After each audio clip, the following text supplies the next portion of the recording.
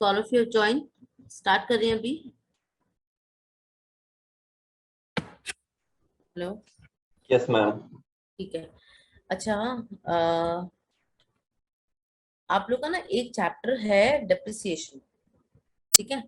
Depreciation के अंदर हम पढ़ेंगे कि डेप्रिसिएशन होता क्या है, उसके मेथड्स क्या हैं, और एक छोटा सा मैं अगर होगा तो आपको न्यूमेरिकल भी बता दूंगी, बहुत बेसिक सा, सो दैट आप एग्जाम में उसको अटेम्प्ट कर लो अच्छे से. ठीक है.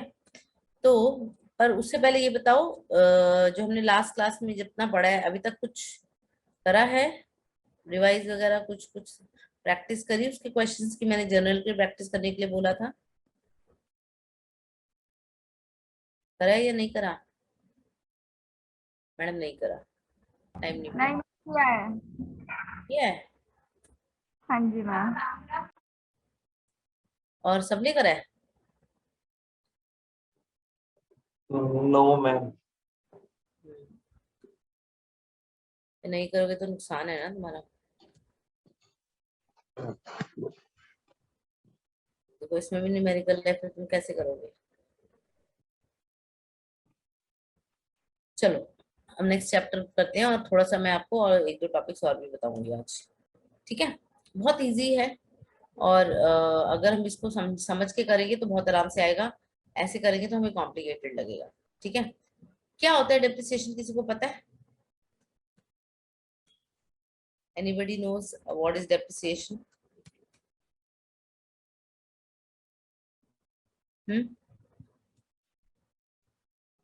मैम किसी चीज की वैल्यू टाइम के साथ घटना. क्या? किसी चीज की वैल्यू टाइम के साथ डिक्रीज हो जाती है. Okay, very good. तो ये जो वैल्यू डिक्रीज हो रही है टाइम के साथ डिक्रीज हो रही है?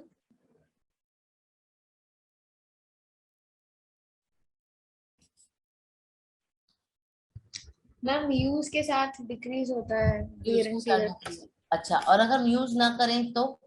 अब एक गाड़ी आपने चलाई नहीं, एक साल तक रखी हुई, आपने बिल्कुल नहीं चलाई, क्या उसकी वैल्यू सेम रहेगी? नहीं मैम, कम ही होगा शायद. शायद कम होगी. मैं हाँ. आज एक लैपटॉप ले लूं, पैक किया हुआ लैपटॉप, एक साल बाद तुम्हें सेम प्राइस पे दूंगी, खरीद लोगी? No ma'am. क्या बोल रहे हो, यस या no? No ma'am. No ma'am. No. क्यों?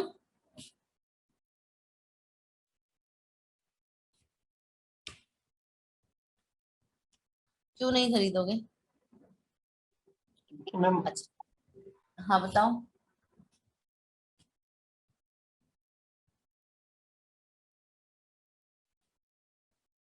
सोच के बताओ अभी.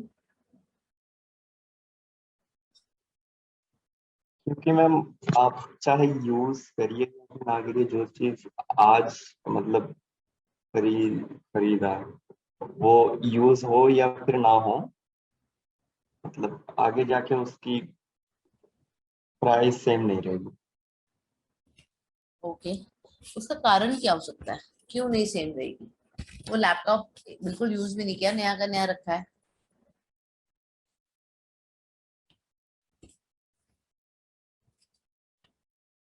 मैम टेक्नोलॉजी नया आता है, मतलब अपग्रेड होता रहता है. वेरी जैसे गुड, कि एक्सीलेंट एक्सीलेंट आंसर. देखो, डेप्रिसिएशन जब फाइनेंस या अकाउंट्स की भाषा में बात करते हैं तो डेप्रिसिएशन का मतलब होता है कि जो मॉनेटरी वैल्यू या फिर एसेट की वैल्यू डिक्रीज होना समय के साथ, यूज की वजह से, वेयर एंड टियर की वजह से, या फिर ऑब्सोलीसेंस की वजह से. ऑब्सोलीसेंस होता है ऑब्सोलीट हो जाना, आपकी टेक्नोलॉजी पुरानी हो जाना. अब जैसे फॉर एग्जांपल आज के डेट में मुझे कोई लैपटॉप बेचता है, मैं खरीदती हूँ, बट मुझे कोई टाइपराइटर बेचता है, क्या मैं खरीद लूंगी? आज की डेट में कोई पेजर खरीदता है? पेजर भी तो मैसेज देता ही है ना. पेजर पहले कितना यूज होता था लोगों का, है ना? बट अब क्या पेजर यूज होता है? नो. नहीं, है ना. पेजर पता है आपको क्या होता है? पेजर पता है? देखा है किसी ने पेजर? No ma'am. नहीं. पेजर ना एक डिवाइस आता था छोटा सा, जैसे मोबाइल आता है ना, ऐसी पेजर डिवाइस. उस पे नंबर्स और मैसेज आते थे खाली. जैसे मैम मैंने फोटो देखा, हॉकी टॉकी जैसा दिखता है वो. हाँ, मैंने बचपन में देखा है अपने पापा के पास इसलिए मुझे मालूम है। तो अब वो टेक्नोलॉजी लोग यूज ही नहीं करते। लोग पहले टाइपराइटर यूज करते थे टाइपिंग के लिए, अब नहीं करते टाइपराइटर यूज, अब लैपटॉप यूज होते हैं, कंप्यूटर्स यूज होते हैं, है ना। इवन डेस्कटॉप भी अब लोग नहीं लेते, सीधा लैपटॉप लेते हैं। Correct yes ma'am. है ना। तो इसका मतलब ये है कि क्योंकि टेक्नोलॉजी भी अब आपके उस एसेट, आपकी कंपनी ने 10 साल पहले 5 टाइपराइटर्स दिए हुए थे, आज उसकी वैल्यू ही नहीं है, जीरो वैल्यू है। इसका मतलब ये थोड़ा ना कि वो काम नहीं करते, उससे काम निकल सकता है, but now technology has change, right. So what the definition says the monetary value of an asset decreases over the time due to use, wear and tear or obsolescence, and this decrease, ये जो value घटी है, इसको हम बोलते हैं depreciation. ठीक है, okay. Yes ma'am. So depreciation, that is a decrease in assets value may be caused by number of factors, जैसे कि आपका unfavorable market condition, जैसे मशीनरी, इक्विपमेंट, करेंसी, ये ऐसे एसेट्स हैं जिसपे कभी भी डेप्रिसिएट हो सकता है over a period of time, या टेक्नोलॉजी अपने आप में चेंज हो जाना, या फिर फैशन में चेंज हो जाना। फैशन में भी चेंज हो जाने की वजह से आपके जो प्रोडक्ट्स है ना, उसकी वैल्यू घट सकती है, मतलब लोग अब उसको लेना नहीं चाह रहे, ले नहीं रहे, तो आपके पास जो आपके एसेट्स हैं उसकी वैल्यू कम हो जाएगी, राइट। या फिर गाड़ी का एक्सीडेंट हो गया तो भी उसकी एसेट की वैल्यू कम हो जाएगी, यूज हो रही है तब भी कम हो जाएगी। तो वो जो डिक्रीज कहलाता है ना, दैट इज योर डेप्रिसिएशन। ठीक है, और अगर आपकी वैल्यू बढ़ती है किसी भी चीज की तो उसको एप्रिसिएशन बोलते हैं। ये तो सबको पता है, यस मैम। है ना। अच्छा, अब मोटा मोटा हम बात करेंगे कि मेथड्स, जो एग्जाम में तुमसे पूछा जाता है कि कौन कौन से मेथड्स होते हैं, उसको मेजर कैसे करते हैं, उसका एग्जाम्पल भी देना होगा आपको, या उसका एक न्यूमेरिकल भी देना होगा। स्ट्रेट लाइन मेथड क्या होता है? स्ट्रेट लाइन मेथड वो मेथड होता है जिसके अंदर हम एक सिंपल और एक कॉमन तरीका यूज करते हैं डेप्रिसिएशन का, जिसमें आप देखो, you can calculate the straight line depreciation bye subtracting the asset salvage. एक मिनट होल्ड करना गाइस, हाँ, वन मोमेंट।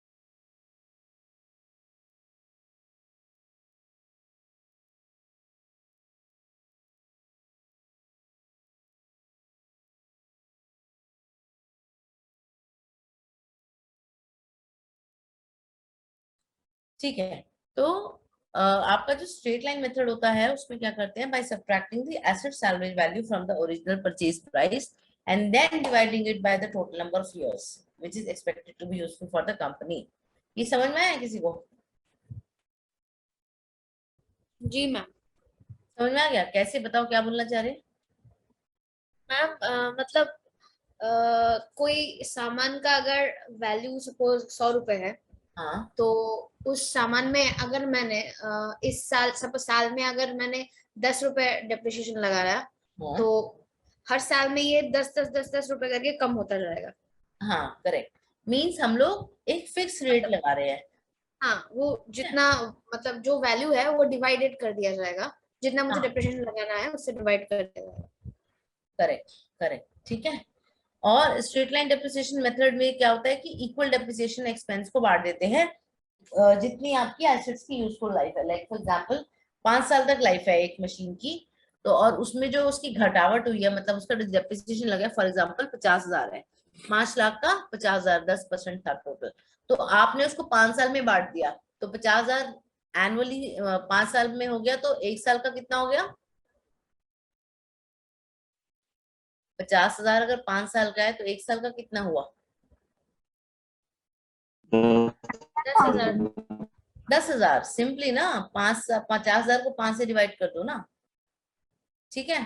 तो इसका मतलब ये है कि जो भी आपका डेप्रिसिएशन का वैल्यू रहेगा ना, वो आप हर साल फिक्स रेट को, अच्छा अब जब ये तो हमारा ये तरीका हो गया, हमने 5 साल में बांट दिया। दूसरा तरीका क्या है, हमने क्या किया, मतलब दूसरा तरीका नहीं, इसी यही मेथड में आप वैसे भी दूसरे फॉर्म में मैं अगर आपको बताऊं, जैसे फॉर एग्जांपल हम कह रहे हैं कि हर साल 10% का डेप्रिसिएशन है, तो 100 पे अगर अपने 10% लगाया, यानी कि 10 रुपए, आपकी इस साल डेप्रिसिएशन हुई 10 रुपए, अगले साल डेप्रिसिएशन किस पे लगेगी? मैम 90 पर। 90 पर? 90 पर नहीं, जी अगले साल भी 100 पे लगेगी, क्योंकि यहाँ नहीं, पे हम लोग, हाँ क्योंकि यहाँ पे हम लोग क्या कह रहे हैं ना, स्ट्रेट लाइन मेथड लेके चल रहे हैं, जो आपका जो वैल्यू है ना, उस पे ही सेम अमाउंट डेप्रिसिएशन का जा रहा है, फिक्स रेट के साथ, ठीक है। और जो ये 90 में लगेगा ना, वो दूसरे वाले मेथड में लगते हैं, जिसको बोलते हैं रिटर्न डाउन वैल्यू मेथड, या फिर reducing balance depreciation method, WDV, या फिर रिड्यूसिंग बैलेंस डेप्रिसिएशन मेथड, जो ये नेक्स्ट वाला है ना आपका। इसमें क्या होता है कि जो डिक्लाइनिंग बैलेंस मेथड है, इसमें क्या रहेगा कि आप यहाँ से देखो, यहाँ से इजी रहेगा,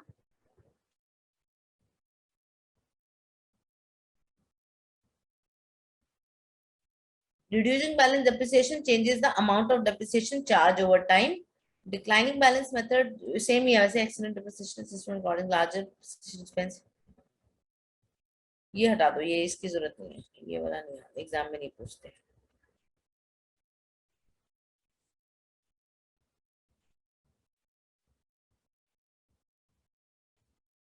इसमें आप लिख सकते हो अपने आप भी कि द वैल्यू ऑफ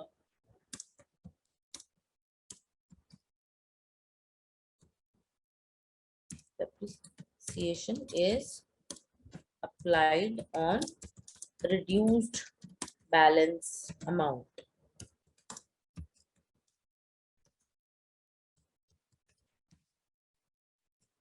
ठीक है, ठीक है।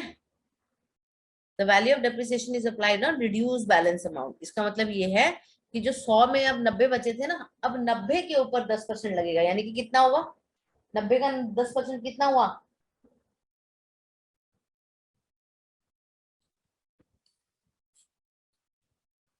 90 का 10% कितना हुआ, 9 रुपए, मतलब हाँ 9। हाँ हाँ, तो 90 पे लगेगा 9 रुपीज, और फिर नेक्स्ट ईयर जब नेक्स्ट जो मेरा बैलेंस बैठेगा, वो किस पे कितना बचेगा, 90 में से 9 गए, कितने बचे, 81 मैम। 81। अब 81 पे 10% लगेगा, तो 81 पे 10% कितना हुआ, मैम 8.1।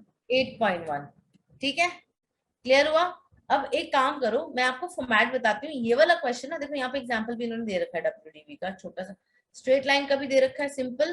देखो 80,000 में से 8,000 माइनस किए 72,000, फिर 72,000 बचे, 72,000 में से 80,000, मतलब स्ट्रेट अमाउंट माइनस हो रहा है, सिंपल 80,000 हर साल रहेगा, क्लियर है ये आपको रफ वे में करके दिखाया हुआ है, बाकी नीचे इसका फॉर्मेट दिखा के प्रॉपर कैसे सम आता है, कैसे क्वेश्चन होता है, वो नीचे दिया हुआ है, वो हम हाथ से एक बार अपने हाथ से पेन पेपर लेके रेडी रहना, अपने हाथ से करेंगे ये क्लियर है सबको अख्तर? Yes ma'am. ठीक है, और WDV का भी देखो,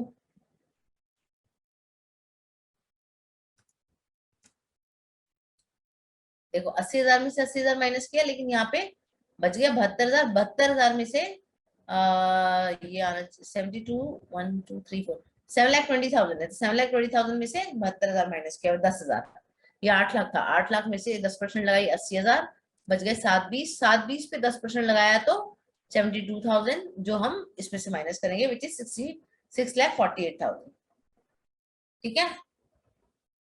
क्लियर Yes. हुआ? बहुत बेसिक कैलकुलेशन क्लियर हो गई सबको, ठीक है।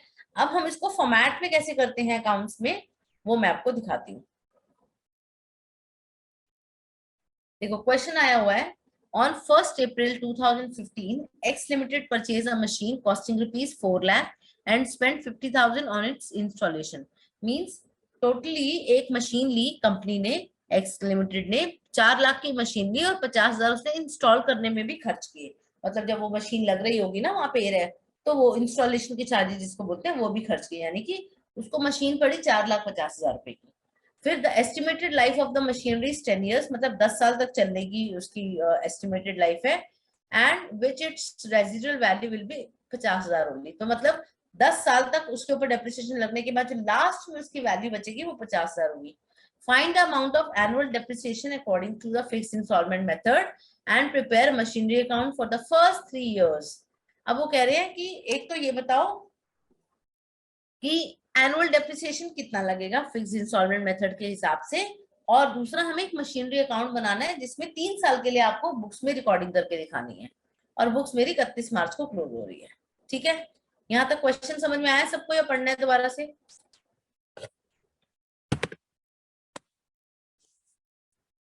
क्वेश्चन समझ में आया या पढ़ना है? तो हम समझ में आ गया। अच्छा, आपको भी दृष्टि, रितिका?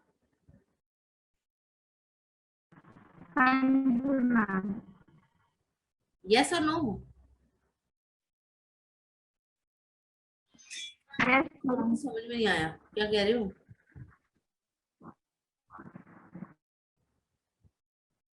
रितिका मुझे समझ नहीं आया, बच्चे दोबारा रिपीट करो। मैं बोल रही हूँ कि समझ में आ गया। आप आ गया ना? ठीक हाँ है, जी। Okay continue. Okay, now when you are, अच्छा अब मुझे बताओ, एक मशीनरी जो 4.5 लाख रुपए की हो गई 10 साल तक, ठीक है,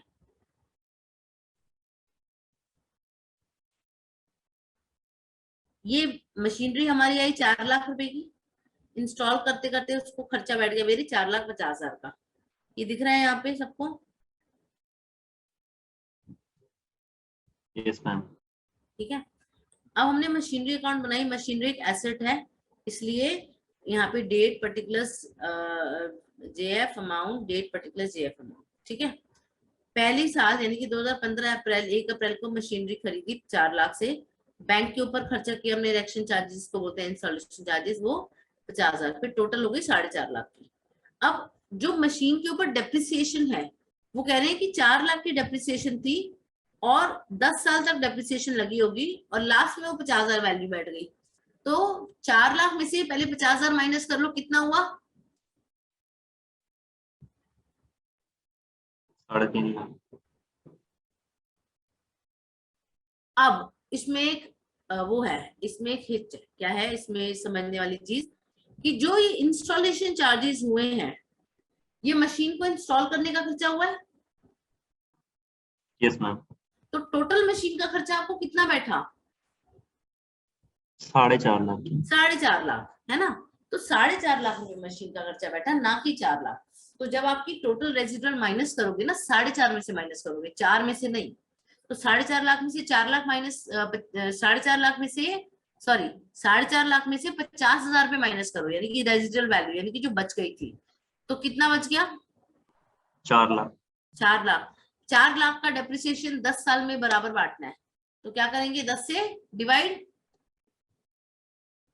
स्ट्रेट लाइन मेथड है ना भाई, जितने अमाउंट की डेप्रिसिएशन हुई है हमारी, उसको बराबर बांट देंगे उतने सालों में जितने साल मशीन चली है। Yes ma'am.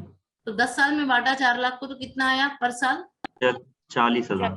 40,000। तो डेप्रिसिएशन मेरी जो बैठेगी फर्स्ट ईयर की वो 40,000, यस मैम। है ना? तो सैल्वेज वैल्यू कैसे निकाल, इसमें फर्स्ट ईयर में सैल्वेज कैसे आएगी? 4,50,000 माइनस 40,000, 40,000। तो मेरी यहाँ पे आ गई 4,10,000। क्लियर है?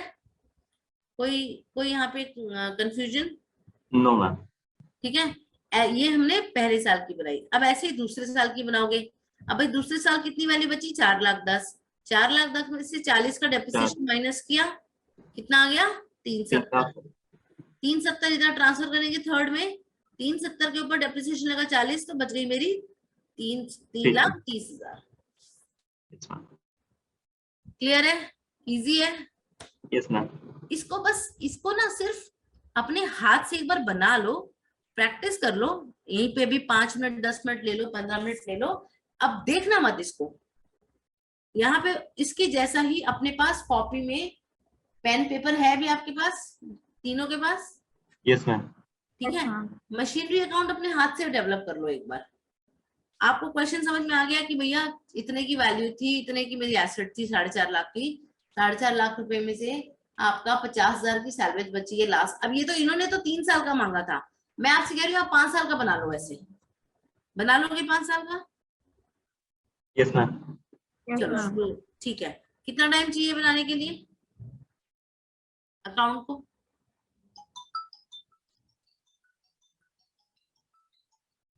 अकाउंट बनाने के लिए कितना कितना टाइम चाहिए बताओ? ये छोटा सा ये 3 साल का बना है, आपको 5 का बनाना है। अरे 10 भाई minutes. कितना कितना टाइम? 10 minutes enough, ma'am. अरे भाई जोर से बोलो, मुझे समझ नहीं आया। How much time do you? Ma'am, 10 minutes. 15 minutes? 10 minutes, ma'am. 10 minutes. आवाज आ रही है, मैम? 3 मिनट में बना लोगे? 10 minutes, मैम. 10 10 minute minute? 10. अच्छा ठीक है 10। ओके ओके ठीक है ठीक है ठीक है। I give you 10 minutes but make it for 5 years not 3 years. 3 years का तो हम फटाफट बना लेंगे, यहाँ से देख लेंगे। 5 साल का बना के बताओ मुझे, ठीक है रितिका? JF का मीनिंग? Yes, ma'am.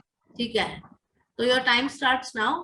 और मुझे 10 मिनट, मैं ये अकाउंट की कॉपी फोटो मांगूंगी अभी आप लोगों से, ग्रुप में डालनी है तीनों ने। ठीक है मैम. प्रॉपर बनाओ, 5 साल का। ठीक है चलो, okay. Okay. I give you 12 minutes, लेकिन बनाना प्रॉपरली, ठीक है? आज बना रहे हो, उसके बाद दोबारा बनाने की जरूरत ना पड़े। ओके ठीक है। Okay, ma'am.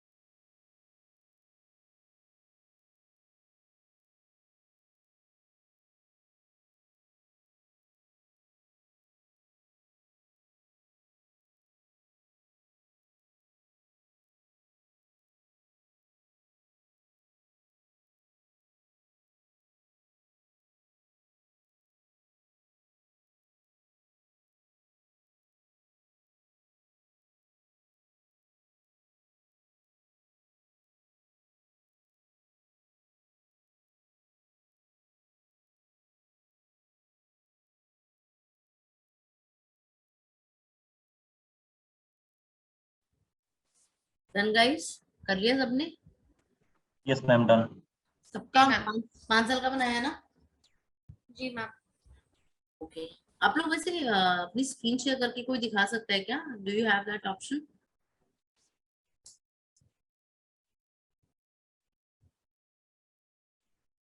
या आप लोग अपना अपना ग्रुप, ये जो ग्रुप है ग्रुप में डाल दो जो बनाया है आप लोगों ने। Okay ma'am. ठीक है। अच्छा, एक ये तो मैंने आपको बता दिया स्ट्रेट लाइन वाला। स्ट्रेट लाइन वाला सिंपल भी है और मोस्टली आता भी है। ठीक है। अब ऐसे ही अगर रिटन डाउन वैल्यू मेथड हो, यानी कि जिसमें आपका जो आपकी डेप्रिसिएशन है वो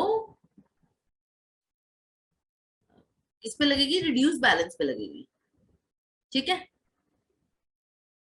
क्लियर है ये? यस जी। मैम। अब अगर यही क्वेश्चन रिड्यूस बैलेंस के लिए होता तो कैसे करते? एक मिनट गाइस, एक मिनट।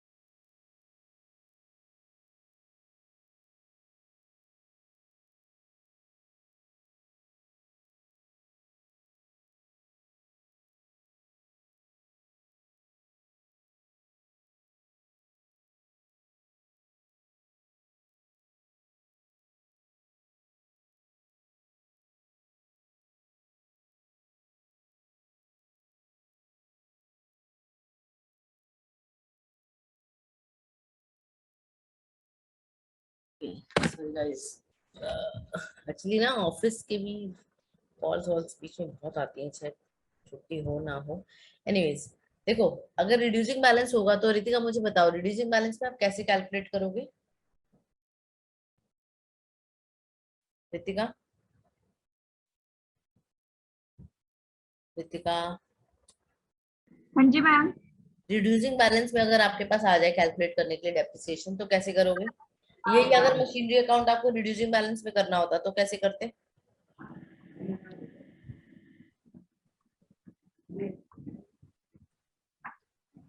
कोई और बताएगा?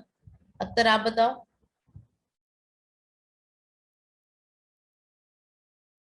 Akhtar yes ma'am. आप बताओ।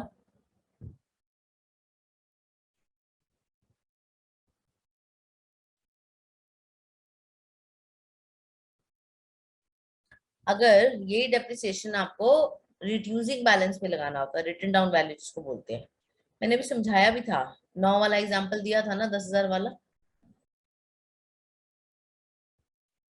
दृष्टि, मैम यही क्वेश्चन को लो।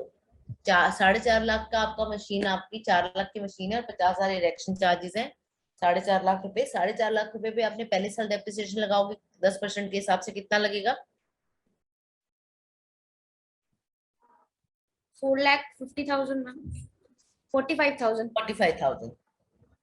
क्यों? क्योंकि जो टोटल वैल्यू पे हमारा फर्स्ट ईयर डेप्रिसिएशन लगा 10%, 45,000। सेकेंड ईयर जब आपके पास उस पे मशीनरी की बैलेंस कितनी बच जाएगी? 4,50,000 में से 45 माइनस करोगे, कितना आया? 4,05,000। 4,05,000। अब 4,05,000 पे जब 10% लगाओगे तो कितना बैठेगा?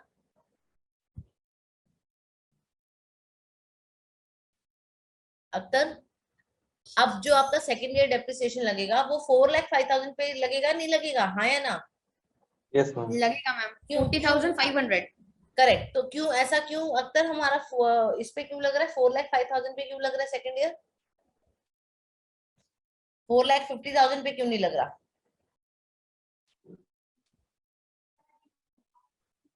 देखो, पहले साल 4,50,000 की मशीन थी, 10% माइनस किया 45,000, बच गए 4,05,000। ठीक है, तो जब क्योंकि रिटर्न डाउन वैल्यू मेथड है तो जितनी वैल्यू बचेगी एंड ऑफ द ईयर पे उस पे लगेगा डेप्रिसिएशन, ना कि सीधा सीधा 4,50,000 पे।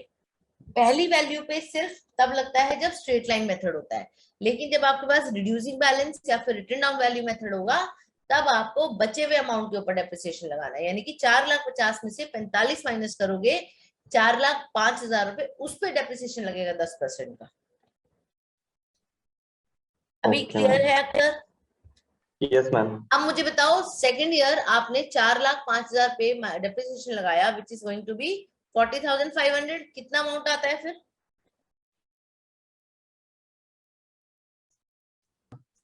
$3,64,500। 3,64,500। Very good. और अब जब डेप्रिसिएशन लगेगा तो किस पे लगेगा?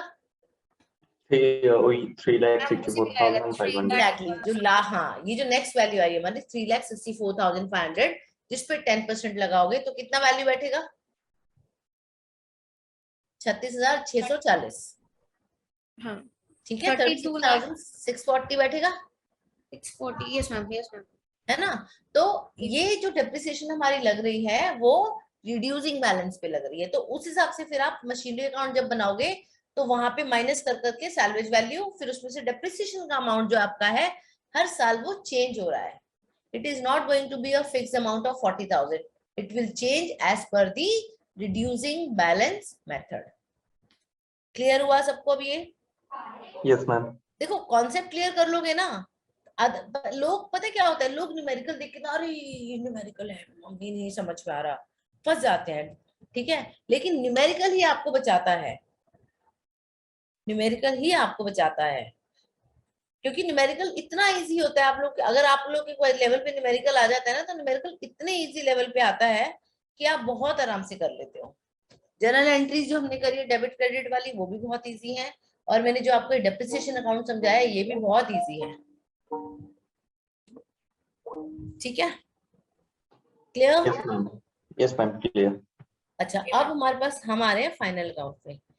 देखो, फाइनल अकाउंट भी एक important exam point of view से टॉपिक है। ठीक है, इसके अंदर आपसे फॉर्मेट भी पूछ सकते हैं, आपसे क्वेश्चन भी करा सकते हैं। बट अगर आप जॉब पॉइंट ऑफ व्यू से बात करोगे, लर्निंग पॉइंट ऑफ व्यू से बात करोगे, तो ये बहुत इंपॉर्टेंट टॉपिक है। लेकिन एग्जाम पॉइंट ऑफ व्यू से ये लोग इसकी थ्योरी पूछ लेते हैं कई बार, ठीक है, rather than going for a question. But I will still explain one question also to you. हम उसका क्वेश्चन नेक्स्ट क्लास में करेंगे, पर मैं बेसिक्स आपको अभी समझा देती हूँ ताकि आप नेक्स्ट क्लास में इसके क्वेश्चंस के लिए रेडी रहो। ठीक है, फाइनल अकाउंट बेसिकली 3 अकाउंट्स का एक मिश्रण है, 3 अकाउंट मिलके बनता है, जिसमें आपका ट्रेडिंग अकाउंट आता है, प्रॉफिट एंड लॉस अकाउंट आता है और बैलेंस शीट अकाउंट आता है। ठीक है, फाइनल अकाउंट बेसिकली क्या है, एक फाइनेंशियल पिक्चर है मेरी बिजनेस की या ऑर्गेनाइजेशन की, जो ये दिखाता है कि उस साल के अंदर मेरे बिजनेस की क्या पोजीशन है। मतलब मैं कितने प्रॉफिट में हूँ, कितने लॉस में हूँ, कितने कैपिटल खड़ी है, कितने एसेट्स हैं, मतलब जितनी भी ट्रांजैक्शन हुई है उन सब का इम्पैक्ट मेरे फाइनल अकाउंट पे आता है। ठीक है, क्लियर? यहाँ तक यस सबको मैम। क्लियर है? So it is yes kind ma'am. Of the picture, the mirror of the organization। और ये जो है ना, ये as per the compliance, as per the government rule, as per the legal aspects बनाना जरूरी होती है, as per the periodical sheet. मतलब एनुअली अगर कंपनीज करती हैं तो उनको एनुअली बनानी होगी, और उनको बनाने के बाद सीए से ऑडिट कराने के बाद ये फिर पब्लिश भी होती है। ठीक है, यस मैम। ओके।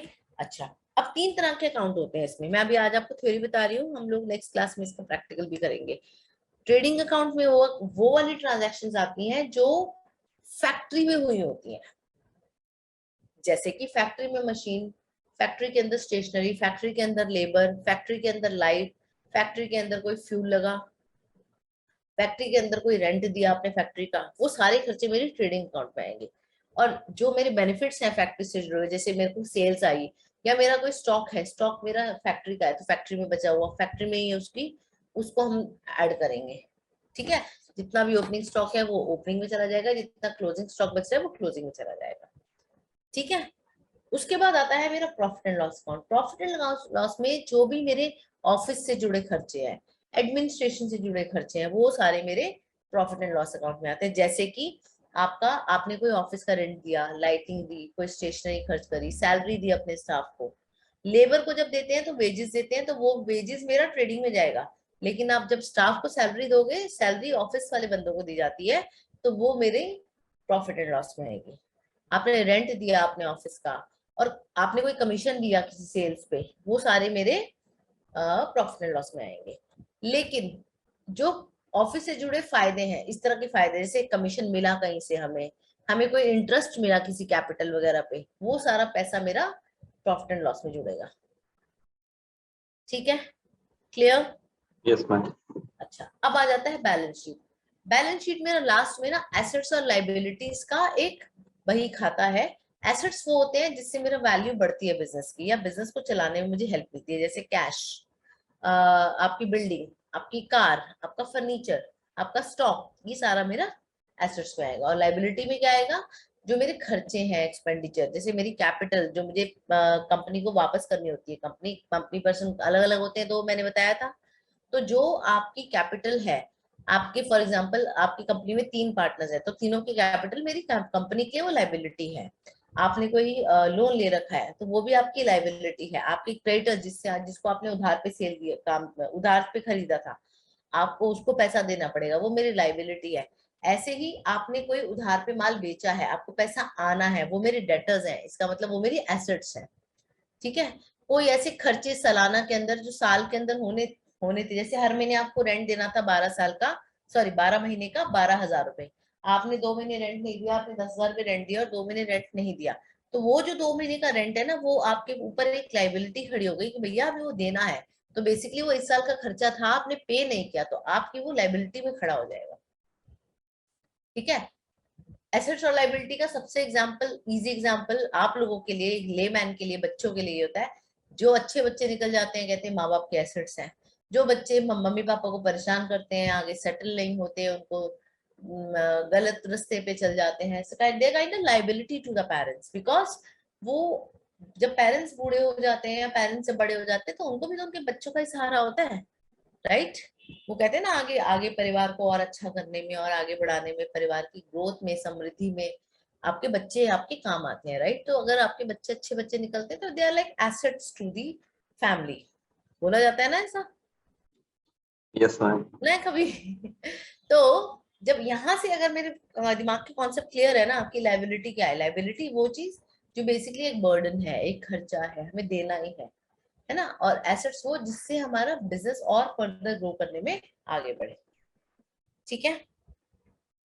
अच्छा, अब 3 चीजें हैं, trading account, profit and loss account और बैलेंस शीट। ट्रेडिंग अकाउंट से हम लोग क्या निकालते हैं, ट्रेडिंग अकाउंट से हम तो निकालते हैं कि मेरा ग्रॉस प्रॉफिट या ग्रॉस लॉस क्या हुआ, यानी कि फैक्ट्री को रन करने के बाद फाइनली मेरे हाथ में क्या बचा। फिर उसके बाद ऑफिस का जो हमारा प्रॉफिट एंड लॉस है वो उसमें ऐड हो जाएगा, जैसे मेरे को फैक्ट्री से बच गए 10,000 रुपए, वो मैंने ऑफिस वाले नेट ये जो आपका प्रॉफिट एंड लॉस है उसमें ट्रांसफर किया, वो जो प्रॉफिट 10,000 रुपए मेरा ऐड हो जाएगा इस अकाउंट पे प्रॉफिट एंड लॉस में। फिर मैं देखूंगी लास्ट में मेरे पास क्या बचा, वो मेरा नेट प्रॉफिट या फिर नेट लॉस होता है।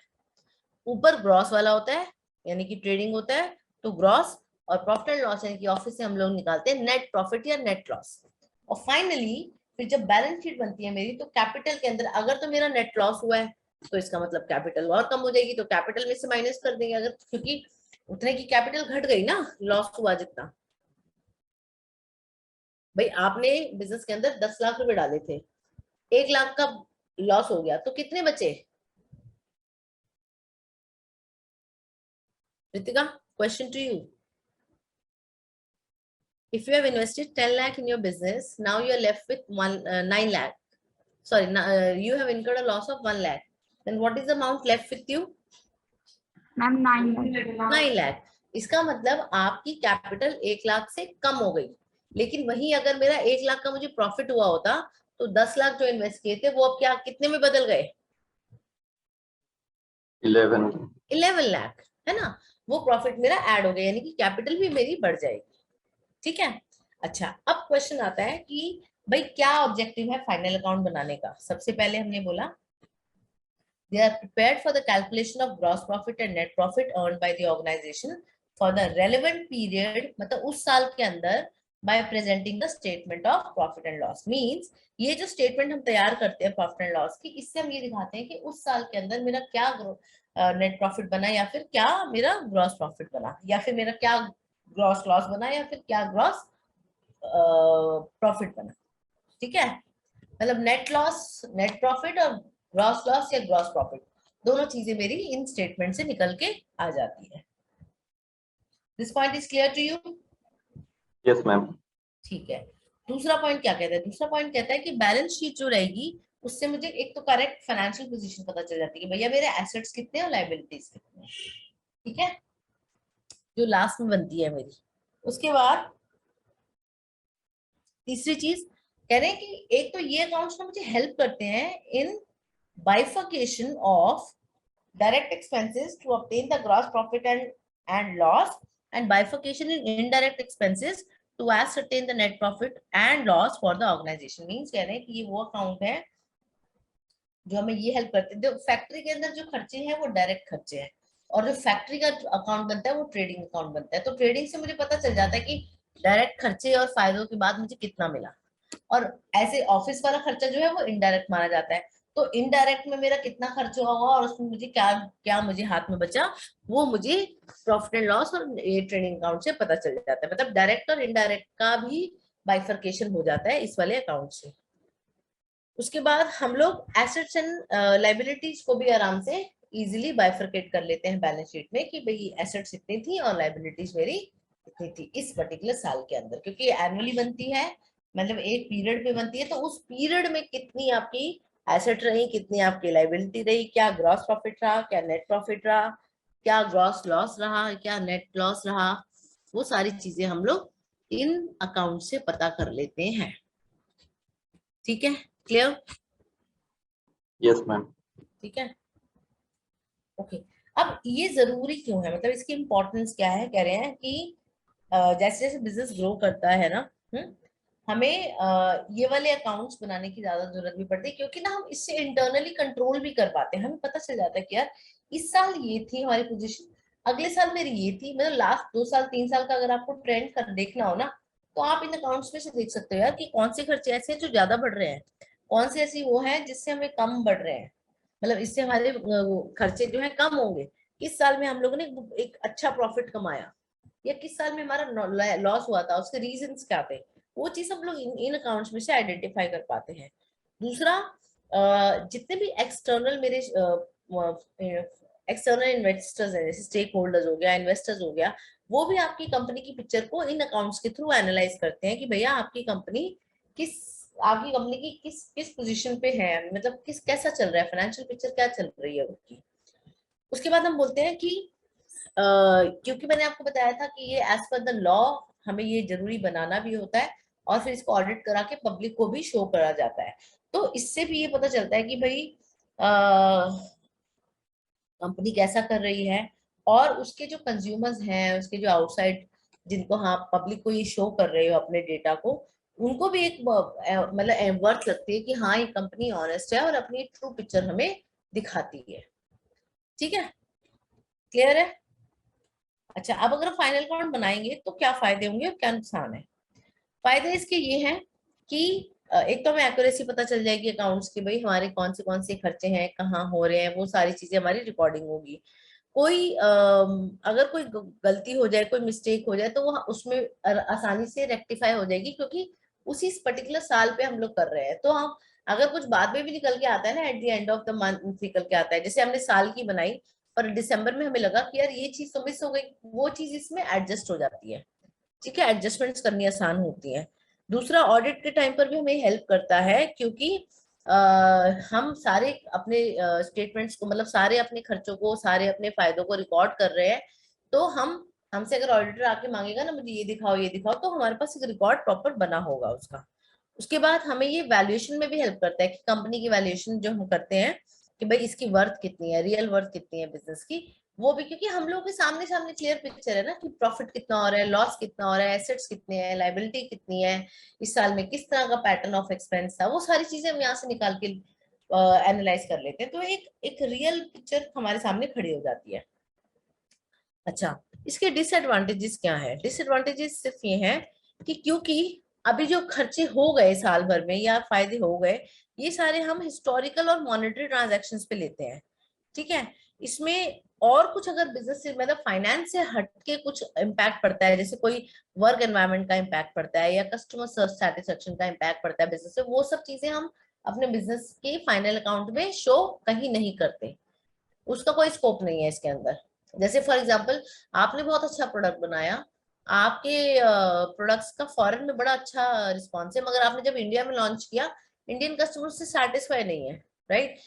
अब इंडियन कस्टमर सेटिस्फाई नहीं है due to whatever reason, but वो हम लोग नहीं अपने बुक्स में नहीं दिखा सकते, और हम बुक्स में तो हमें लॉस ही दिखाना पड़ेगा जब हमारा माल नहीं बिक रहा है ना। क्लियर? दृष्टि समझ में आ रहा है?